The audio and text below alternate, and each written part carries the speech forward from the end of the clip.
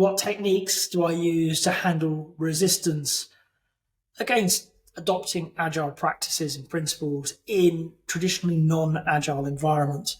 Well, this is an interesting one because the biggest one, and if you've ever been on a course and this kind of thing has come up, this will probably be the answer I've given you. Stop talking about agile. Just that. Okay, I get a lot of resistance when we talk about Scrum. Oh, it doesn't work. We've tried it and it doesn't work around here. It's like, awesome. Okay, we'll throw Scrum away. Are we okay that we can't really plan months and months in the future? Things are too changeable. They're too volatile. The customer wants something different every other day, never mind every other month. So how about we work in quite short periods of time, a few weeks? Okay, and for those few weeks, we focus on what matters. So we pretend that it's not going to change. And we'll learn whether it changes too much or not as we go. We can work this out. Well, if we're going to work in a few weeks, it's probably sensible to do a bit of planning, to really work out what we could do in those few weeks. Okay? So why don't we get everybody together, do a little bit of planning? What are we going to build? How are we going to build it? And communicate why that all matters. And let's go and talk to the stakeholders and say, we're going to give you this thing. We're not going to give you a list of stuff. We're going to give you this thing. Every day, let's just check in. Are we working on the most important things? Is there any changes that we could make as a team to deliver that better?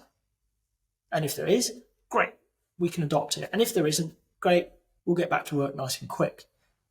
At the end of it, well, somebody's paying the bills. We probably want to show them what we're building, get some feedback from them, talk to them about the problem that we're solving for them or the opportunity that we're trying to meet.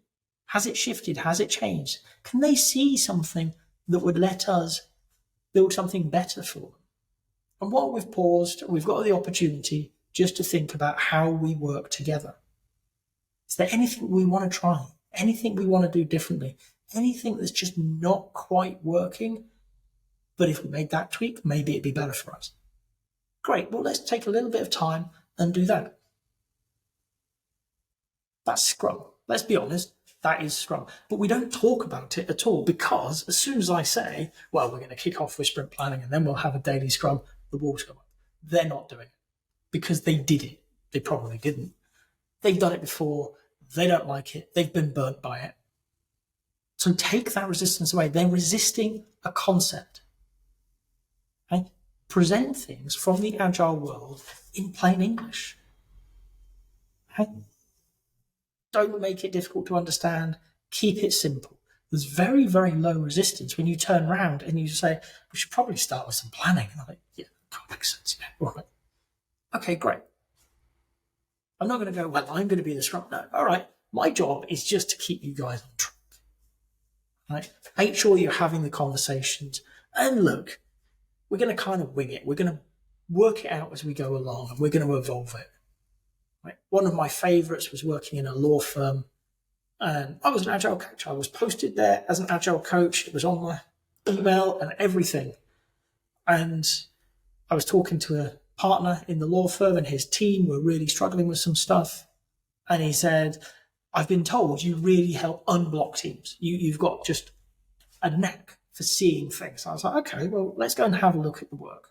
And he explained it. It was boring cases I didn't really understand or care to. I said, okay, so you've got lots and lots of work. A room filled with files. It was amazing that they still operate with so much paper, but apparently they did.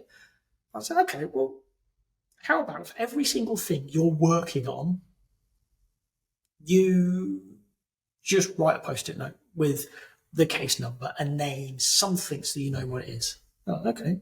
And they set off doing that as a team. And right now, what I want you to do is just think, what are all the steps each of these cases go through? Let's rough it out. It doesn't have to be accurate, but good enough. And they did that. So we put up on a wall all the steps and then all the post-its and where they were. That was it. And then, once they had all this, I said, I'm going to leave you with it. And I walked away. I just left them alone, and I bumped into that partner about 3 days later, and he said, it's really obvious. That was. He said, there's a bottleneck. The paralegals aren't getting through their work fast enough. So, okay, who else can do that job? Anybody. So, okay. How much is it costing you for that work to not being done? And he quoted a huge figure. So, okay, that's a lot of money. I said, okay, well, you probably want to sit down and have a chat as a team about how you could fix it. And I left him to it, and they did. And the realization was anybody in the team could do that work. It's just that the lawyers didn't because of their billable rate. However, what was plain to see was it didn't matter how much they were billing because they weren't. They were doing billable work. Nothing was getting to be billed. So the lawyers took a very difficult decision in the legal world, and they did work that was beneath them. They did some of the paralegals' work to release that bottleneck, to start it flowing again, to get the bills out, which meant that they'd released their bottleneck. They'd understood it, and they'd found it and fixed it. And when I talked to the partner, he just looked at me and he said, you weren't going to do this Agile thing. I said, I did. I just got you to visualize your work, understand where the problem was. You're smart people. You can work it out. I went, that's this Agile thing. I said, no, I'm an Agile coach. What did you expect me to do? This is what we do. Very often, people do resist when they're in a non-Agile world. The new, the strange. And Agile doesn't get much weirder. Okay. So take the weirdness away. Make it something relatable. Talk to them in sensible terms. Talk to them about the benefits it could achieve. And this is really important, don't force anything. Everything is offered. They can say yes. They can say no. They can counteroffer. I personally offer everything as an experiment.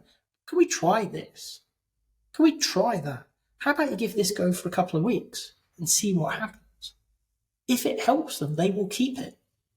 And if it doesn't, well, it was the wrong thing anyway, and that's fine. We can try something else.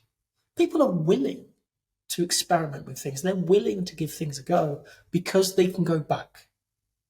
They don't like things mandated, forced upon them.